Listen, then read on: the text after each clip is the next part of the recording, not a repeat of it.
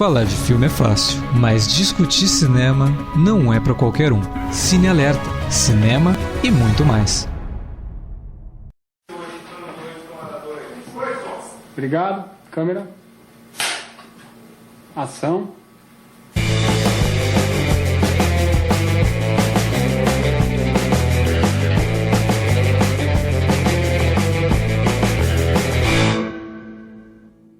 Eu queria que você contasse essa história de você trocar administração por cinema. Eu estava fazendo administração na Getúlio Vargas, aqui em São Paulo, na Fundação, e no começo do segundo ano tinha uma plaquinha no elevador, assim, um bilhetinho, né? Venha participar do Cineclube. E eu então comecei a participar e descobri esse mundo da programação do cinema, da divulgação, das distribuidoras, que é um mundo que as pessoas não conhecem, né? Quando alguém pensa em cinema, a pessoa em geral pensa em ser cineasta, ator. Eventualmente uma pessoa ou outra pode até pensar em ser dono de uma sala de cinema que gosta muito de ir no cinema. Ninguém sabe nem o que é um distribuidor, o que é programar um cinema, etc. E aí eu entrei nesse universo e segui em frente.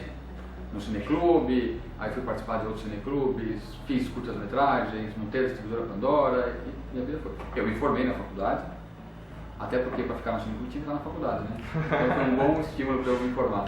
Foi um bom estímulo. E aí em 87 você saiu do anonimato de vez para a produção de curtas e você dirigiu um roteiro seu com a fotografia do grande Chico Botelho, e que foi o Arrepio. Eu queria que você nos contasse como é que foi estar atrás das câmeras. Então eu comecei a participar de alguns festivais de cinema e ver filmes e realmente achei que eu era capaz de fazer também. E eu tinha escrito umas coisas, mais garoto, eu tinha um pouco a ideia de que eu talvez fosse ser escritor. Aí eu peguei um conto que eu tinha escrito, adaptei para um roteiro e eu ganhei o Prêmio Estímulo da Secretaria de Estado da Cultura, que é um prêmio super importante. Só que eu nunca tinha ido numa set de filmagem, nunca tinha ido numa filmagem, não tinha ideia do que era filmar, eu sabia o que eu queria que aparecesse na tela nesse meu filme. E uma amiga apresentou o Chico Botelho, que era um fotógrafo super consagrado, cineasta, que foi muito gentil, muito bacana, muito mesmo. E topou fazer o curta comigo e não roubou o filme de mim, isso que é uma coisa que eu acho que foi muito legal. A gente tinha referências cinematográficas parecidas, então eu dizia, essa cena eu queria fazer que nem aquela cena do Fantasma do Paraíso, sabe quando ele chega atrás dos caras, que é meio baixo, ele falou, aquilo é uma lente olho de peixe, aí ele punha a lente na câmera e eu olhava e dizia, é isso mesmo. Então foi um aprendizado que o Chico foi meu professor, e depois ele também fez a fotografia do meu segundo curta. Ganhei alguns prêmios, não foi assim muitos prêmios, mas ganhei alguns prêmios.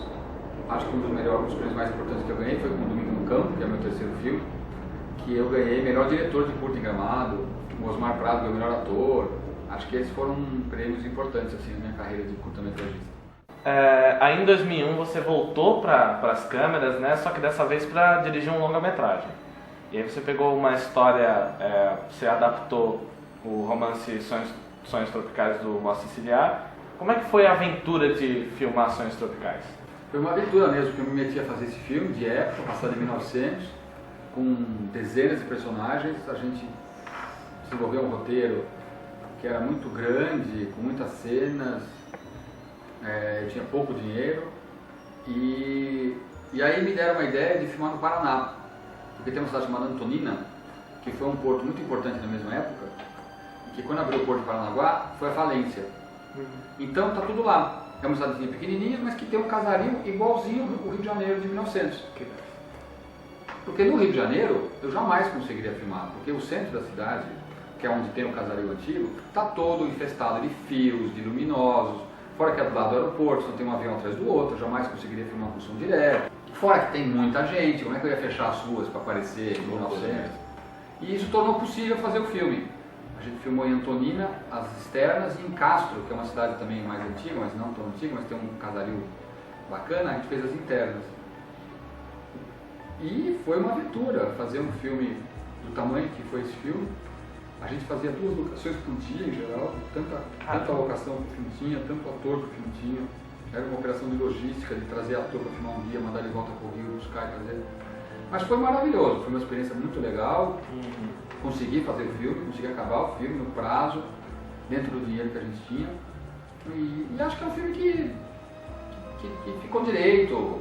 Não é uma obra-prima do cinema brasileiro, não tem essa ilusão, mas é um filme que ficou direito, até hoje ele é exibido porque ele trata justamente de Oswaldo Cruz, da revolta da vacina, das polacas, um momento importante na formação do Estado brasileiro, né, o começo da República.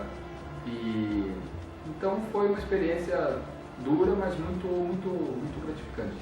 Legal. Quanto tempo vocês levaram para poder filmar todo o material? A gente filmou em 6 semanas só. 6 semanas? 6 semanas a gente conseguiu fazer aquele filme inteiro. É realmente milagroso. Vocês trabalharam 7 dias por semana, 12 horas, né? Eram 6 dias por semana, tinha que dar um dia de folga para o povo aguentar, né? Mas foi uma operação de planejamento muito rigorosa para conseguir viabilizar com o dinheiro que a gente tinha. Imagina, a gente fez esse filme todo, 1,5 milhão. Você vê no filme qualidade de produção, não é um filme que você olha e fala, baixo orçamento. Claro que ele não é uma super produção, mas tem cenas de batalha, tem cenas de multidão. Eu achei que vocês tinham filmado com pelo menos uns 4. Tem, sei lá, tem 20 atores principais no filme. Então... Foi uma coisa bem louca mesmo. O filme ele foca bastante nessa questão da revolta da vacina, mas não como só um fato histórico, como uma capturação desse fato histórico, mas com um tom um pouco mais crítico. Mas o filme também ele passou, acredito eu, por um grande corte aí, como você disse, tinha muitas páginas. Desde o corte original, o tom já era esse ou ele modificou a partir da edição? Você fez o filme na sala de edição? Não, eu não fiz o filme na sala de edição, eu fiz o filme realmente no roteiro, na direção e na edição. O que aconteceu foi que quando a gente terminou, vamos dizer, chegou num primeiro corte, tinha 3 horas de duração. E aí foi a parte dura de literalmente eliminar personagens do filme. Algumas histórias que tinham uma sequência ficaram uma cena, alguns personagens. E isso foi muito dolorido. Eu até, num certo momento, sonhei, quando começou a ter uma parceria maior com a televisão, a TV Globo começou a abrir espaço, e que daria para fazer uma minissérie com tudo que eu tinha, né? Porque com certeza daria para fazer 4, 5 episódios de meia hora com o material que a gente tinha. Mas acabou não dando certo e enfim, a vida segue. Mas esse tom do filme sempre foi a ideia de mostrar um pouco como que às vezes grandes ideias mal executadas, ou não é mal executadas, mas executadas de uma maneira equivocada, geram o efeito inverso, ou seja, a princípio ninguém quer ter varíola. Aí você descobre a vacina da varíola, ou seja, você vai salvar as pessoas de uma doença muito desagradável. Mas você faz isso de uma maneira que não é certa e gera uma revolução. Durante 3 dias o Rio de Janeiro esteve de perna para cima. Claro, tinha um ambiente político de oposição, tinham outras questões, mas a vacinação da varíola serviu de catalisador de uma insatisfação que a população tinha, que vários setores da sociedade tinham, e levou a essa revolta. Então eu acho que é um momento muito emblemático. Ele não é só a revolta da vacina, mas a vacinação, a maneira como ela aconteceu e o que aconteceu, o que sucedeu, é muito emblemático de quando às vezes se tem boas ideias, mas, de novo, se caminha de uma maneira equivocada e acaba servindo de catalisador para uma revolta popular. O que acontece até hoje. Exatamente, vira e mexe acontece. O ano passado mesmo tivemos. Como é que foi trabalhar com a Carolina? Ela está numa atuação incrível no filme, se não me engano, rendeu um prêmio para ela justamente por essa atuação, né? Foi ótimo, a Carolina nunca tinha feito um filme como atriz principal. Eu fiquei pensando muito quem ia fazer essa personagem, né, a personagem principal do filme. E ela foi muito bacana, foi ótimo trabalhar com ela, a gente se deu muito bem artisticamente, trabalhando como diretor, como atriz. E acho que o desempenho dela foi extraordinário, né? Ela ganhou o prêmio Melhor Atriz do Festival de Recife, que é um festival, é o festival com mais público no Brasil, que tem um retorno muito forte. Então foi muito bacana, eu fiquei muito contente. O seu segundo longa, que lançou em 2008, é o Bodas de Papel. E ele é bem mais poético, artístico. E como é que surgiu esse projeto? Quando eu estava acabando a montagem dos Sonhos Tropicais, eu estava muito empolgado, né, porque a montagem foi um exercício. Embora a gente não tenha mudado o foco, foi meio fazer o filme. Então isso estimula a criatividade. E aí eu estava louco para fazer outro filme. E eu comecei a ler alguns livros de autores brasileiros, para ver se surgia alguma ideia, porque eu justamente queria fazer um filme não de época, que fosse mais sobre relacionamentos. E eu tinha uma ideia que começou a se formatar na minha cabeça, mas que era uma sinopse do que eu queria contar. Dava 5 linhas. E eu queria então encontrar alguém, algum escritor, ou em algum livro, uma situação que me ajudasse a desenvolver aquela ideia que eu tinha. E eu li Sinfonia em Branco, da Adriana Lisboa. E eu gostei muito do jeito que ela escrevia, do jeito que ela conta aquela história, do clima.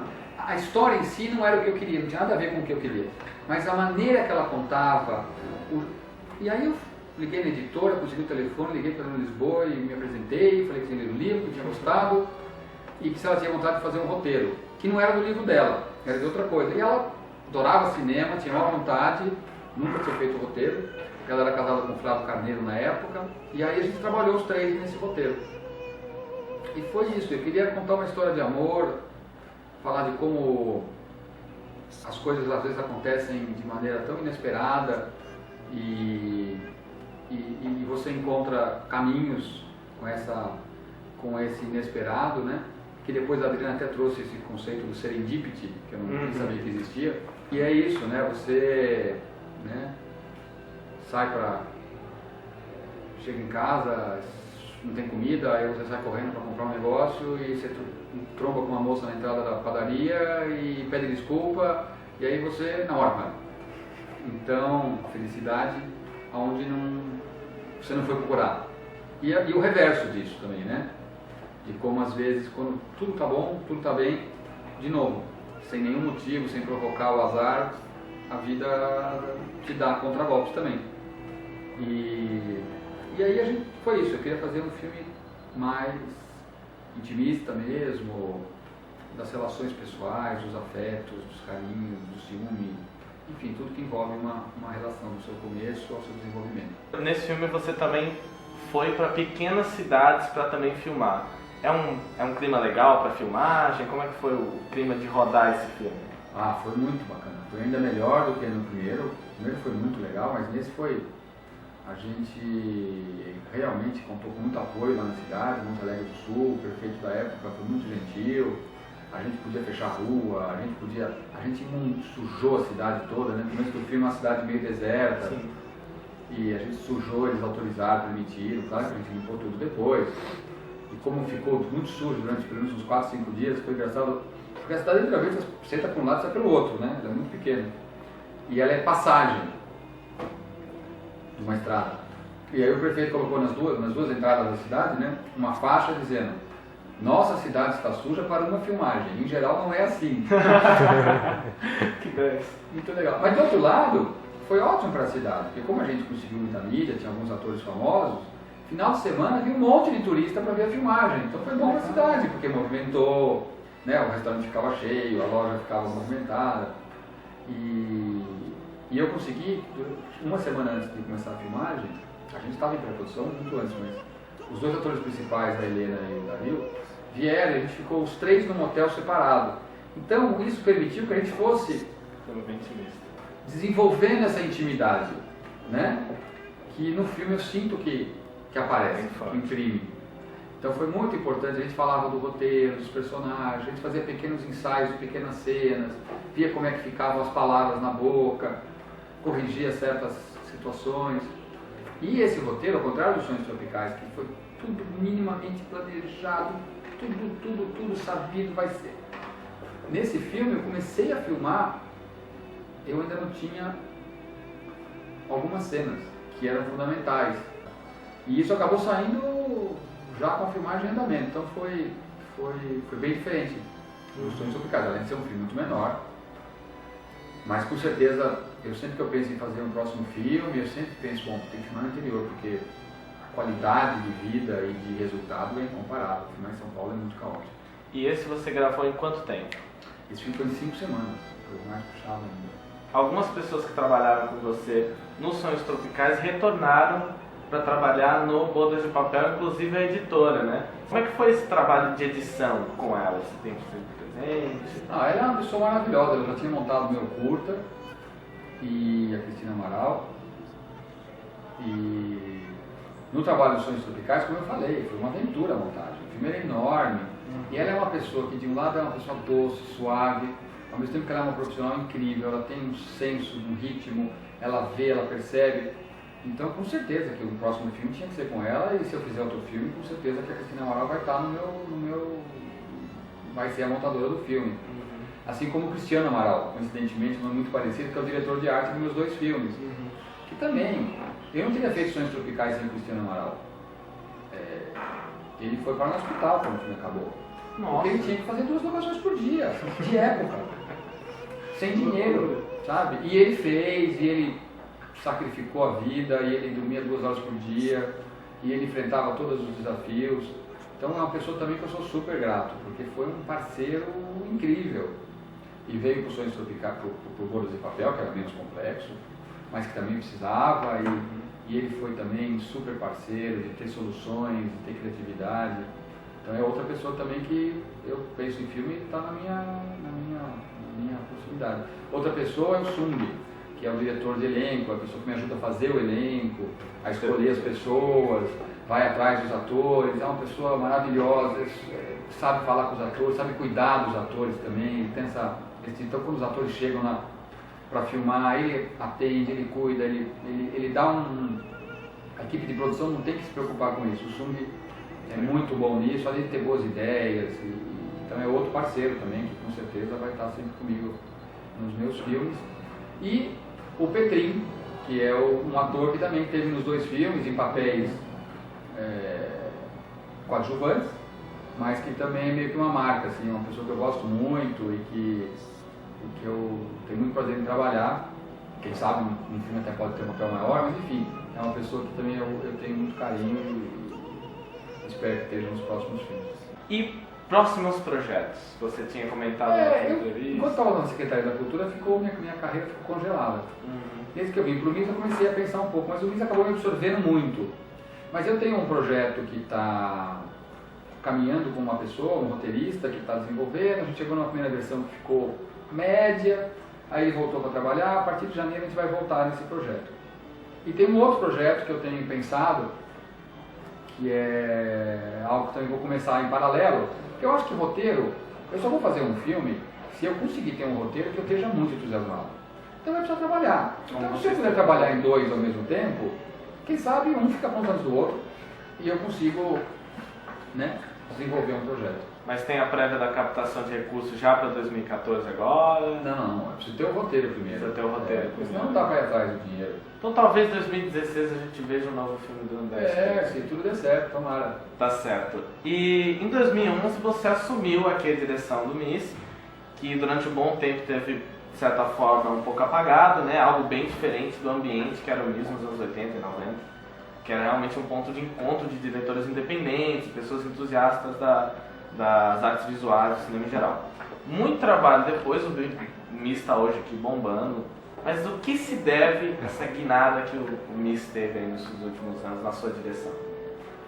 Muito obrigado.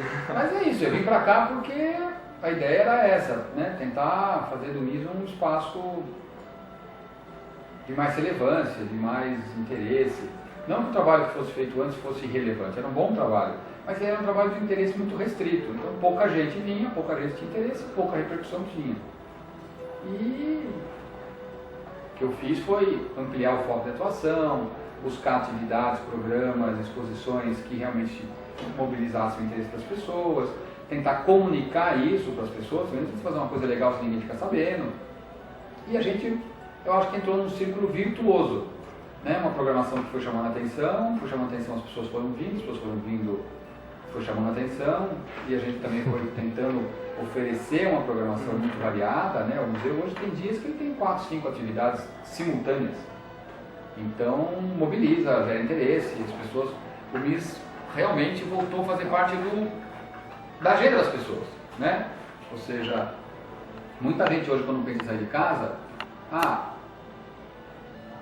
vamos ver o que tem no MIS, Ou seja, as pessoas não vêm só aqui de vez em quando porque tem uma atividade, elas vêm ao MIS, ver o que está acontecendo no MIS. Claro, tem gente que vem só por causa de uma atividade, mas a gente conseguiu criar um público no museu. E concorrendo agora à melhor exposição de 2013, a mega exposição do Stanley Kubrick, que acaba agora, infelizmente, em janeiro. Como é que foi trazer essa super exposição para cá, para o Brasil? Primeira vez que a mostra vem para a América Latina, não é isso? Como é que foi isso? Quando começou a ter a possibilidade de eu vir para o MIS, eu comecei a pensar o que eu vou fazer lá, né? E comecei a pensar uma série de coisas, mas eu resolvi que eu ia trazer a exposição do público para cá, porque eu achava que eu tinha que trazer uma exposição que fosse um marco, que fosse, eu brinco até hoje, que fosse para o MIS o que foi a exposição rodando a Pinacoteca. Você muda de patamar, você insere o museu na sociedade de um outro jeito, né? Você transcende o público do museu, vira um evento quase pop. E eu achava que o público podia ser isso. Aí fui atrás, descobri quem era o dono, como é que era, como é que não era, negocia, fecha, aí discute a data, acerta a data, tudo isso tomou muito tempo. E eu fui rever a exposição no começo desse ano, em Los Angeles, para poder definir como é que a gente ia fazer a exposição aqui. E fiquei na exposição andando e sentindo que faltava alguma coisa, que ela era muito impactante, claro, os objetos, as peças, os figurinos, etc. Mas era uma exposição de museu, vitrines, coisas na parede. E eu sentia que eu tinha que fazer algo mais. E aí, entrei na exposição, saí, tinha um café do outro lado. Sentei no café e fiquei pensando, e falei, o que os filmes do Kubrick têm que os diferencia? O que faz os filmes do Kubrick? Situações, personagens no limite. Ou seja, alguns enlouquecem, outros não, alguns passam do ponto, outros não passam, mas o espectador fica tenso o filme inteiro. É isso que eu tenho que fazer. Eu tenho que fazer uma exposição que eu também faça no espectador da exposição uma sensação de tensão. Tirar ele de uma situação óbvia. E como é que eu faço? Eu vou fazer cada filme, ter uma sala específica, e em cada sala recriar o ambiente do filme, tentando puxar alguma característica principal ou várias. E foi aí que eu desenvolvi, então, a exposição que está em São Paulo. Não só a primeira vez que eu falei para a América Latina, como essa exposição que as pessoas estão tendo a oportunidade de ver no MIS, ninguém viu em Amsterdã, em Paris, em Los Angeles, em Berlim, enfim, nas outras cidades onde ela foi apresentada, em nenhum lugar foi sequer parecido com o que está aqui. E eu tenho muito orgulho de falar isso, porque realmente foi um projeto que eu desenvolvi, depois eu trouxe um arquiteto maravilhoso para trabalhar, para desenvolver esse projeto mais, para o Marco e a minha equipe, ou seja, é um trabalho de muita gente, mas o conceito disso foi um conceito muito pessoal também, né? Foi quase uma obra de arte, quase fazer um filme essa exposição. E eu tenho orgulho de que a Christiane Kubrick, viúva do Kubrick, e o Ian Harlan, que foi o produtor dos filmes do Kubrick, que é uma espécie de curador da obra do Kubrick, disseram para todo mundo aqui em São Paulo que essa era a exposição mais linda que eles tinham visto do Kubrick entre as 9 que já foram feitas. Então é muito impactante, né? É muito gratificante, não tinha duas pessoas melhores para elogiar a exposição.